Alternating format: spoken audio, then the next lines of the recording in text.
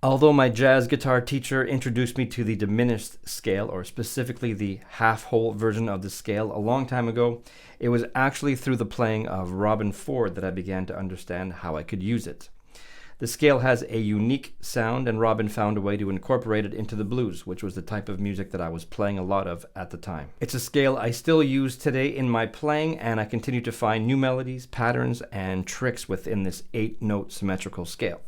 So today I'll show you the way that I first began to incorporate this scale into my playing through the blues. I'll show you 3 licks that work in bar 4 of a blues. Now the bar 4 part is important because this is the measure just before moving to the 4 chord, and as such allows us to color this 1 chord with some altered tensions. These tensions resolve nicely when we finally get to the 4 chord. The tabs and backing track are available for my Patreon members, and I will link the Patreon page in the description below if you'd like to get them, and at the same time support me with what I do with this channel. The second tier members from the Guitar Academy part of my Patreon membership will have access to the tabs of every single note that I play in the playing examples. All right, here is lick number 1.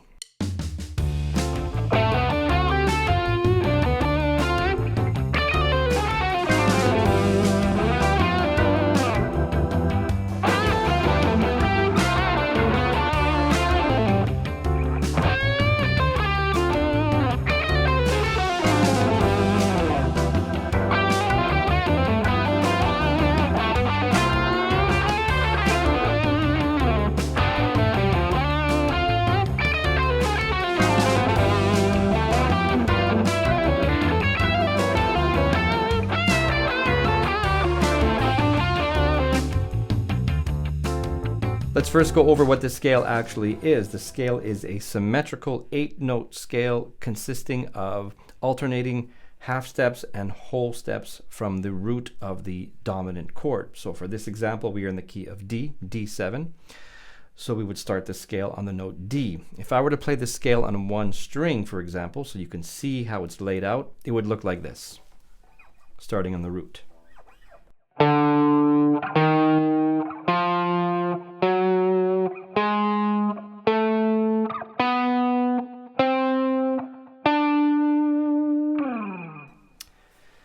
And now to play it in position, it would look like this.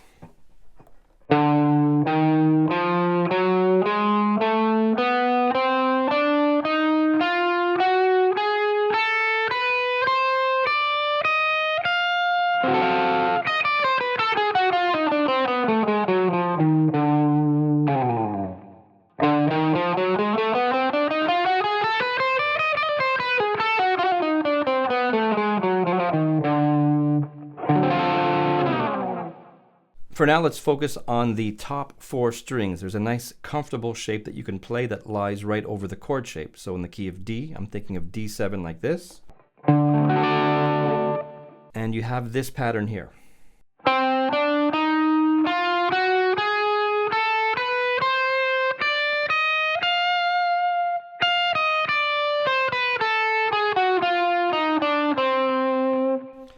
And this, of course, can be moved in minor thirds.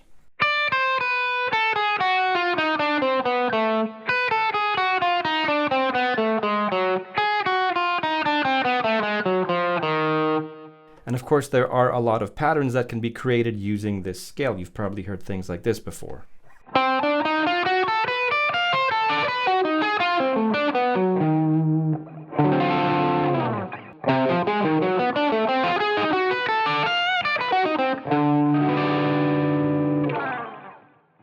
So lick number 1 falls into this pattern category, and I've heard Robben play this many, many times.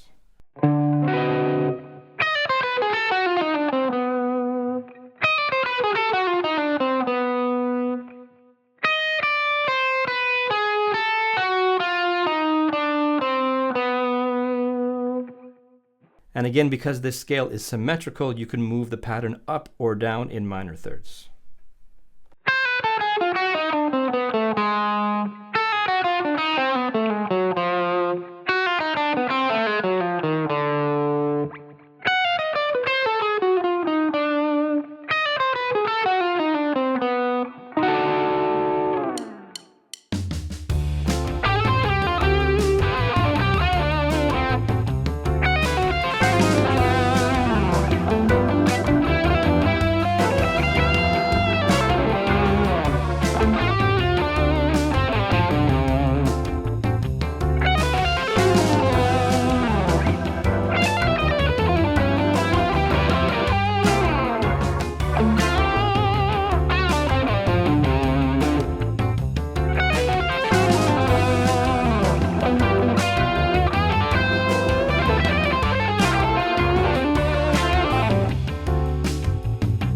Lick number 2 highlights some of the major triads that are found within this scale. It looks like this.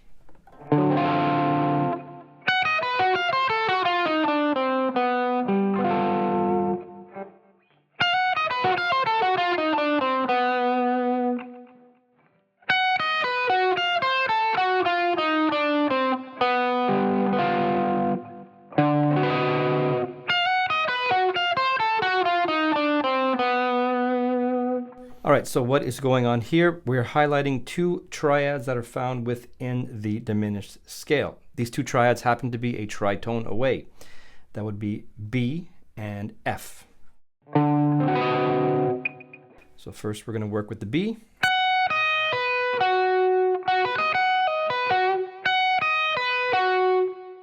And then F.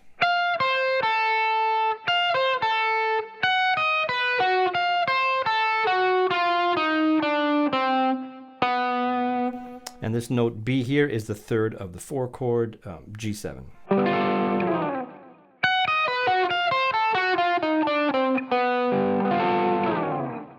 And again, you want to play this in bar 4 of a blues just before moving to the 4 chord. So the idea is that you create temporary tension with this sound.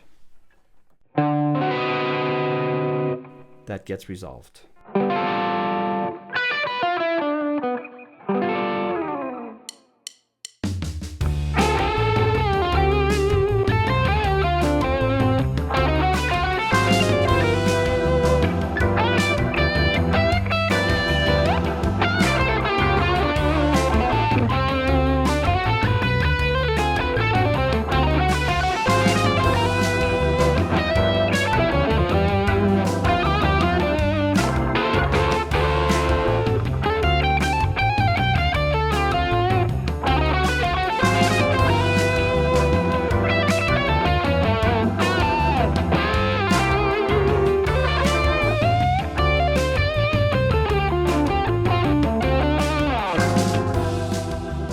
Lick number 3 looks like this.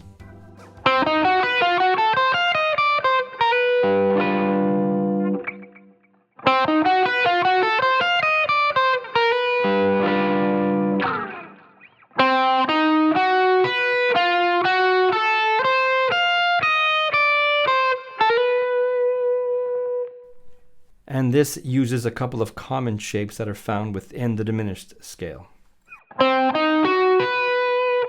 This is known as a diminished major 7. Then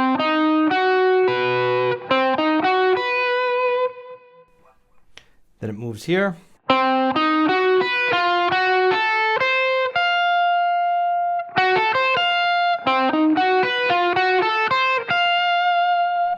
And then I walk down the scale to target the note B on the downbeat, which is the 3rd of the G7.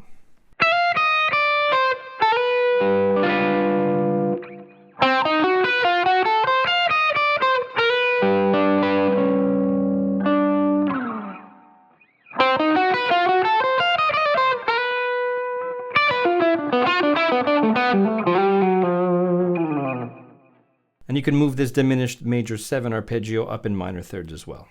I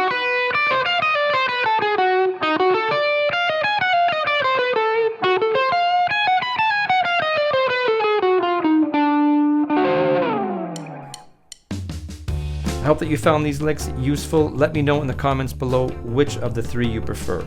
If you want to keep learning more music in this same style, I encourage you to join my Guitar Academy. All the information is found on my Patreon page. I'll see you in the next one.